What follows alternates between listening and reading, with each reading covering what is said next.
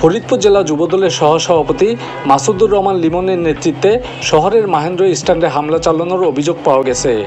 চাঁদা না দেবার কারণে মঙ্গলবার বিকেলে মাসুদুর রহমান লিমনের নির্দেশে শাহিন হাওলাদারের নেতৃত্বে কতিপয় যুবক মাহেন্দ্র স্ট্যান্ডে গিয়ে হামলা চালিয়ে 16টি মাহেন্দ্র ভাঙচুর করে বলে অভিযোগ করেছেন শ্রমিকেরা। এ সময় হামলাকারীরা 10 জন মাহেন্দ্র চালককে পিটিয়ে গুরুতর আহত করে। বর্তমানে 8 জনকে ফরিদপুর মেডিকেল কলেজ হাসপাতালে ভর্তি করা হয়েছে। এই ঘটনাকে কেন্দ্র করে মাহেন্দ্র স্ট্যান্ডে উত্তেজনা বিরাজ করছে। মাহেন্দ্র শ্রমিকেরা অভিযোগ করে বলেন, যুবদলের নাম ব্যবহার করে জেলা কমিটির সহসভাপতি মাসুদুর রহমান লিমন ও তার সহযোগী যুবদল কর্মী শাহিন হাওলাদার ভাঙা রাস্তার মোড়ে অবস্থিত মাহেন্দ্র স্ট্যান্ড দখলের চেষ্টা চালিয়ে আসছিল। পদ্মা সেতু, মেট্রো রেল এবং এলিভেটেড এক্সপ্রেসওয়ে নির্মাণের গর্বিত অংশীদার বসুন্ধরা সিমেন্ট।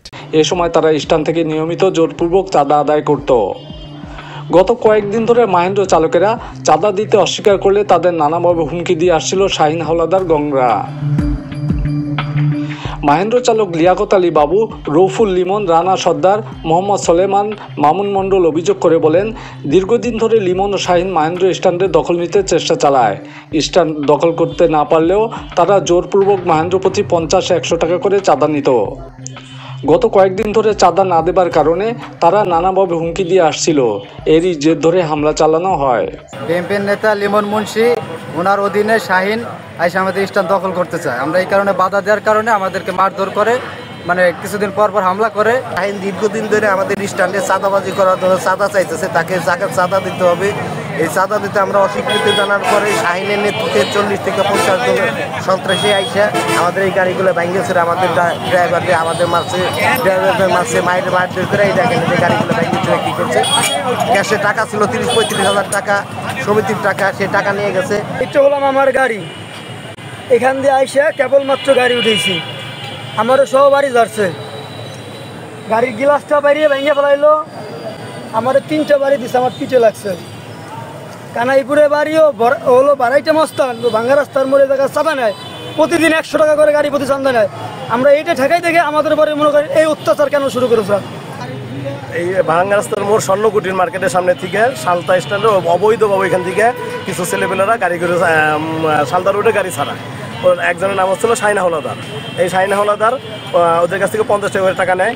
আমাদের ড্রাইভারটা এটা বাধা দিতে গেলে পরে ও কিছু ওর লোকজন সঙ্গভঙ্গ করে নিয়ে এসেছে, আমাদের গাড়ির উপরে হামলা করে এই গাড়িগুলি ভাঙচুর করে এবং আমাদের 5-7টা ড্রাইভার হসপিটালে ভর্তি আছে এবং 25 থেকে 30টা গাড়ি ভাঙচুর করে আমাদের দেখছেন তো আপনি কী অবস্থা, এবং আমাদের ড্রাইভারগুলি করছে। আমরা এর সুষ্ঠু বিচার চাই। শাহিনের লোকজন, শাহিন সহ, শাহিনের গ্রুপ সহ স্ট্যান্ড আইসা গাড়ি ভাঙছে, আমাদের মারধর করছে।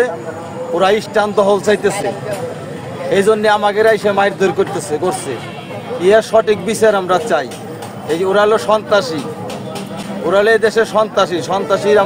আমরা তো সন্ত্রাস না, আমরা নিরভাবে গাড়ি চালাইয়া 2 সাল চালিয়ে রুটি ব্যবস্থা করে আমরা হলো গরিব মানুষ, আমরা গাড়ি চালাই। ওরা আমাদের কাছ থেকে গাড়ি চালাবে দেবে না, ওরা আমাদের কাছ থেকে টাকা চায়, আমাদের কাছ থেকে চাঁদা চায় ওরা। হামলা ও ভাঙচুরের বিষয় নিয়ে মাসুদুর রহমান লিমনের সাথে কথা হলে তিনি বলেন, তাকে জড়িয়ে যে অভিযোগ আনা হচ্ছে তা মিথ্যা ও ভিত্তিহীন। এখানে ভাঙা রাস্তার মোড়ে যে অনাকাঙ্ক্ষিত ঘটনা ঘটছে সেটা আমাকে ফোনের মাধ্যমে আমি জানতে পারছি। আমি আমার ব্যক্তিগত কাজে আজকে গ্রামে জমি জমা সংক্রান্ত ব্যাপারে ছিলাম।